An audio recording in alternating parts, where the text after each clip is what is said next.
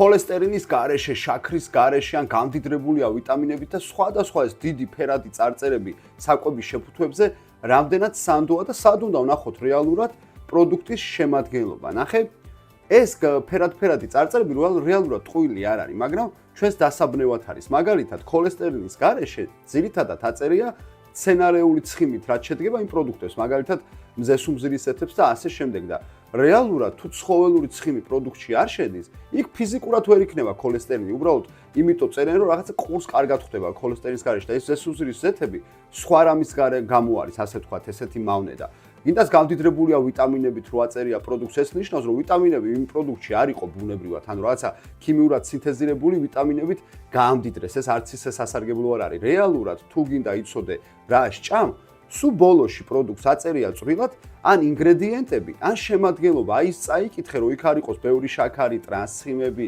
ემულგატორები, ქიმიკატები და ასე შემდეგ. იყავი დაცული და არ დაუჯერო რაღაც დიდ ფერად წარწერებს.